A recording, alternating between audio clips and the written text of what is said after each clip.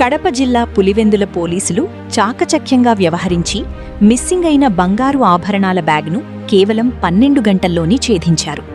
ప్రొద్దుటూరు మండలం పోట్లదుర్తి గ్రామానికి చెందిన సంజీవరాయుడు కుటుంబం బస్సు ప్రయాణంలో పొరపాటున తమ బ్యాగ్ బదులు వేరే బ్యాగ్ తీసుకెళ్లిన ఘటన చోటు చేసుకుంది. ఫిర్యాదు అందుకున్న సీఐ శ్రీరామ్ నేతృత్వంలో పోలీసులు సీసీ కెమెరాల ఆధారంగా విచారణ జరిపి సుమారు 6.5 తులాల బంగారంతో ఉన్న బ్యాగ్ను గుర్తించి బాధితులకు సురక్షితంగా అప్పగించారు.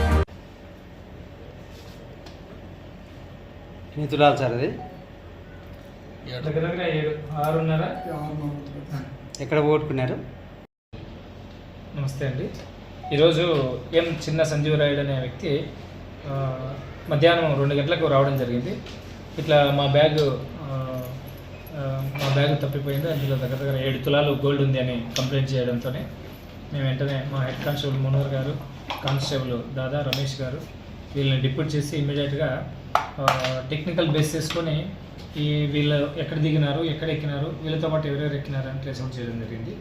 ఇది ఫస్ట్ ధర్మవరం పోవడం జరిగింది, అనంతపురం ధర్మవరం, తర్వాత సీకేపల్లి పోవడం జరిగింది.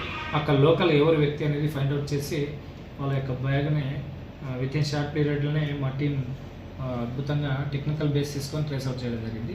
అది చేసిన ప్రాపర్టీని ఎవరైతే చిన్న సంజీవరాయుడు ఉన్నారో వాళ్ళకి ప్రాపర్టీ అప్పచెప్తున్నాం. థ్యాంక్ యూ అండి.